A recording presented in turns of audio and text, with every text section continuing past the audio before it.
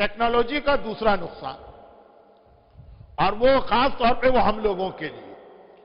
और वो नुकसान ये है कि जहां भी हम जाते हैं, तकरीर करते हैं, पता चलता है ये फला मोमिना, ये फला मोमिन। मौलाना ये बहुत ज्यादा हम लोग इंटरनेट पे आपकी तकरीरें सुना करते हैं। अब इंटरनेट पे जो तकरीरें सुन ली जाती हैं, मुझे क्या मालूम भाई, मैं तो 20 साल के बाद दोबारा मासूम में आ रहा हूं। 20 साल मैंने दुनिया भर में जहां जहां जो मजलिसें पढ़ी हैं, जो तकरीरें की, तो मुझे क्या पता कि मासूम में किस आदमी ने इंटरनेट पे क्या सुन लिया। मौलाना आपने तो वही पुरानी बात पढ़ दी, वही दोहरा दी बात, वही बात को रिपीट कर दिया। और ये तो वो लोग हैं जो सामने बात करते हैं, और जो पीठ पीछे बात करते हैं, कुछ नहीं है इनके पास, कोई मैटर ही नहीं है। वही 4 चीजें हैं हर जगह दुनिया में, जहां इनको सुनो इंटरनेट लगा के वही चीज पढ़ रहे हैं। तो अक्सर 2 मौकों पे मेरा दिल चाहता, एक जगह इंतजामिया और एक जगह घर वालों से बात करने का, कि भाई जब कहीं कोई बुलाए तो दिल चाहता है कि इंतजामिया से कहूं कि पहले एक सर्वे कर लीजिए कि जो लोग आ रहे हैं वो मेरी इंटरनेट की कहां की मजलिसें सुन चुके हैं, ताकि उसको जहन में रखकर मैं उससे हटके कोई बात करूं। एक एक से पूछिएगा जो मजलिस में आने वाला है या सुनने वाला है कि कितनी तकरीरें तुमने कहां सुनी। और एक दूसरी बात, अक्सर ईसाले सवाब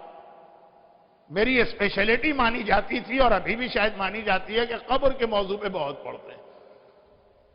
अजाब का तस्करा बहुत करते हैं, जहन्नम के बयान के बगैर इनका खाना हजम नहीं होता है। तो उस हवाले से ईसाल सवाब यानी किसी मरने वाले के स्वयं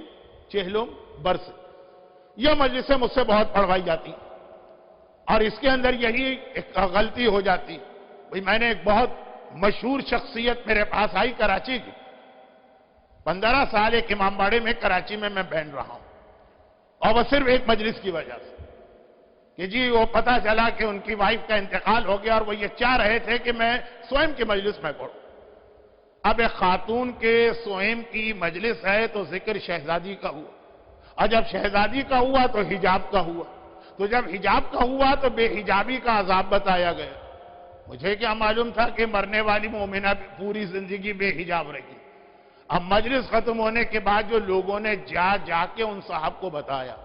पता है ये मौलाना आपके दुश्मनों से मिल गए। ये जो सारी मजलिस पढ़ी ना आज कि किस तरह बालों से बांध के लटकाया जाएगा और फरिश्ते कोड़े मारे जा रहे होंगे, ये खास आपकी वाइफ के बारे में पढ़ा जा रहा था। नतीजा ये निकला वो इतनी पावरफुल पर्सनैलिटी कि 15 साल उस इमामबाड़े में मैं बैठ रहा,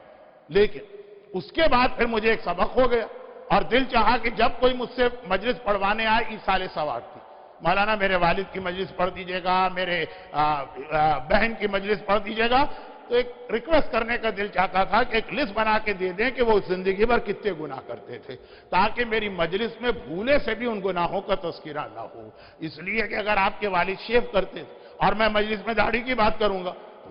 वो जो है ना दूध का जला छाछ भी फूक फूक के पीता है, तो इस तरह तो एक एक करके सारे इमामबाड़ों में मैं बैन हो जाऊंगा। तो हर मरने वाले के घर वाले एक लिस्ट बना के मुझे दिया करें कि ये गुनाह हमारी मां किया करती थी, ताकि मैं अपने आप को उससे बचाऊं। आज की रात शब जुमा,